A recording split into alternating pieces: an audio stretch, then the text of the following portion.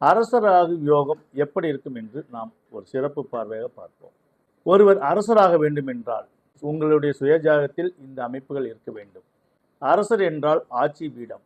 பொதுவாக கவுன்சிலரிலிருந்து president, MLA, மந்திரி, முதலமைச்சர், பிரதமர், ஜனாதிபதி என ஆட்சி பீடத்தில் அமர்வதுதான் அரசர் யோகமாகும்.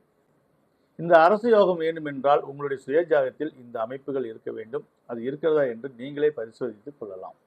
அதை எப்படி தெரிந்து கொள்வது என்றால் உங்களுடைய ராசி அல்லது லக்னம் இதை முதலிடமாக நீங்கள் எடுத்துக்கொள்ள வேண்டும்.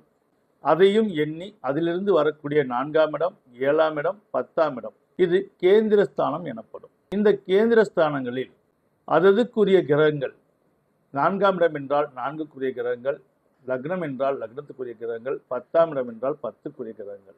இதில் ஏதாவது ஒன்றில் ஒரு கிரகம் உங்களுக்கு ஆட்சியோ உச்சமோ பெற்றிருந்தால் நிச்சயம் நீங்கள் ஒரு கவுன்சிலர் ஆகக்கூடிய யோகம் இருக்கும். இந்த 4 இடத்தில் 2 இடத்தில் கிரகங்கள் உச்சம் பெற்றிருந்தால் ஒரு எம்எல்ஏ, மந்திரி ஆகக்கூடிய யோகம் உங்களுக்கு இருக்கும்.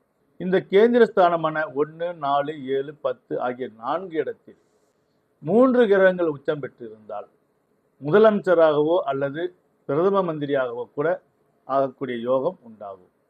இதுவே 4 இடத்தில் உச்சம் பெற்றுவிட்டால் நீங்கள் மிகப்பெரிய யானியாகவும் உலக சரித்திரம் படைக்கக்கூடிய உன்னத மனிதர்களாகவும் விளங்கக்கூடிய யோகம் உண்டாகும்.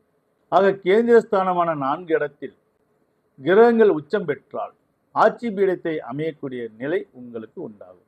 ஒருவருக்கு மிகப்பெரிய செல்வம், அதிகாரம், தொழிலதிபராக வேண்டும் என்றாலும் கேந்திரஸ்தானங்களில் கிரகங்கள் உச்சம் பெற வேண்டும். அல்லது 1, 5, 9ஆம் இடம் திரிகோணஸ்தானம் எனப்படும். இந்த திரிகோணஸ்தானத்தில் கிரகங்கள் ஆட்சி பெற வேண்டும். இந்த நிலை இருந்தால் நல்ல மதிப்பு, மரியாதையும் உலகம் போற்றும் மாமனிதர்களாக விளங்கக்கூடிய நிலைகளும் ஏற்படும். இதைத்தான் ஒன்று வரவாங்கி பிறக்க வேண்டும் அல்லது வரத்தை வாங்க தெரிந்து கொள்ள வேண்டும் என்று நம் முன்னோர்கள் பலரும் பல வழிகளில் சொல்லியிருக்கார்கள். யாரும் வாழும்போது தன் உடலுக்கு மட்டும் வாழாமல் தன் உள்ளத்தில் சொல்லக்கூடிய நல்ல மனசாட்சிப்படி யார் வாழ்கிறார்களோ அவர்களுக்கெல்லாம் இந்த 1, 5, 9ஆம் இடம் அல்லது 1, 4, 7, 10ஆம் இடத்தில் கிரகங்கள் நல்ல நிலையில் இருக்கும்.